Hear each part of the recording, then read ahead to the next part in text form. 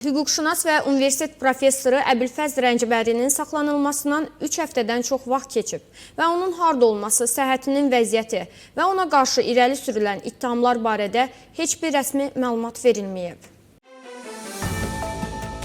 Qeyd edək ki, Əbilfəz Rəncbəri mayın 4-də Təbriz Kəşfiyyat İdarəsi tərəfindən həbs edilib. Doktor Rəncbərinin işi Təbriz prokurorluğunun 10-cu şöbəsində davam edir. Lakin bu şöbə indiyədək onun üçün vəkil qəbul etməkdən imtina edib. Məhkəmə və təhlükəsizlik institutlarının şəffaflığının olmaması və doktor Rəncbərinin durumunun qeyri-müəyyənliyi insan haqları fəalları, hüquq ictimaiyyəti və akademik dairələr arasında reaksiyalara və narahatlıqlara səbəb olub. İranın Ətraf Mühit Təşkilatının rəhbərinin Təbrizdə keçirilən iclasında və Azərbaycan velosiped turunda azərbaycanlılar əllərində Urmu gölünü dəstəkləyən pankartlar tutublar. Azərbaycan vətəndaşları İranın Ətraf Mühit Təşkilatının rəhbərinin iclasının keçirdiyi Təbrizin Şəhriyarı otelinin qarşısında Urmiya gölü hövzəsi bir ildə Urmu gölünün illik yağıntısının ən azı 5 qatını alır.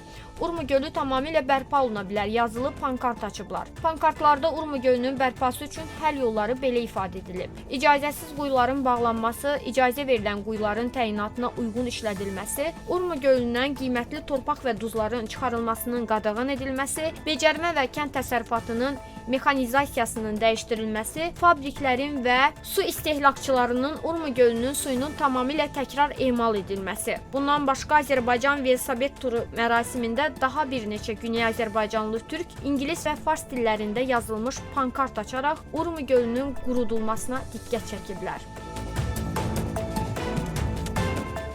Azərbaycan və Çin vətəndaşları vizadan qarşılıqlı azad edilir.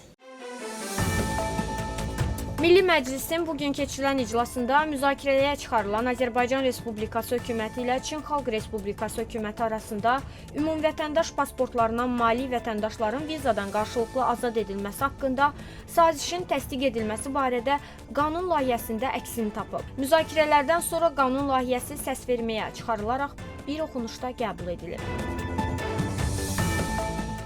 Azərbaycan Müdafiə Nazirliyi Ermənistan Müdafiə Nazirliyinin iddiaları yaydığı dezinformasiya ilə bağlı məlumat yayıb.